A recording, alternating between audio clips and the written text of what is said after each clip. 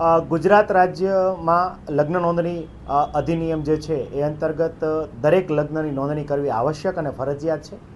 રાજકોટ મહાનગરપાલિકાની આરોગ્ય શાખા હેઠળ આરોગ્ય અધિકારીને હોદ્દાની રૂએ રજિસ્ટ્રારના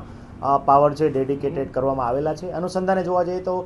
ગત જાન્યુઆરી 2025થી માંડીને એપ્રિલ 2026 સુધી એટલે કે 12+4 મહિના દરમિયાન રાજકોટ મહાનગરપાલિકાની આરોગ્ય શાખા હેઠળ કુલ જે છે એ 10,433 જેટલી અરજીઓ છે લગ્ન નોંધણી માટે આવેલી હતી. એ અનુસંધાને જોવા જઈએ તો કુલ એ પૈકી 122 જેટલી અરજીઓ જે છે એ રિજેક્ટ થઈ છે અને બાકીની તમામ અરજીઓમાં આપણે મેરેજ સર્ટિફિકેટ જે છે ધારાધોરણ મુજબનું આપવામાં આવેલું છે. આ ખાસ કરીને 122 અરજીઓમાં રિજેક્શન પાછળના મુખ્ય કારણોમાં જોવા જઈએ તો જે લગ્નની તારીખ જે છે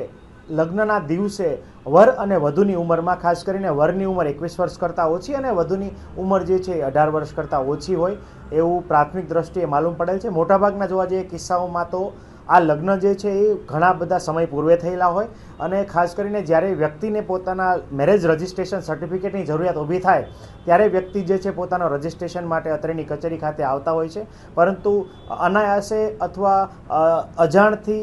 તેઓ જાણતા પણ નથી હોતા કે લગ્નના સમયે તેમની જે વય જે છે એ વય મર્યાદા મુજબ હોતી નથી. આવા કિસ્સામાં જે છે રાજકોટ મહાનગરપાલિકા આરોગ્ય શાખા હેઠળ એમનું મેરેજ રજિસ્ટ્રેશન જે છે સ્વીકાર્ય કરી શકાતું નથી અને એમનું મેરેજ સર્ટિફિકેટ માટેની અરજી રિજેક્ટ કરવામાં આવે છે.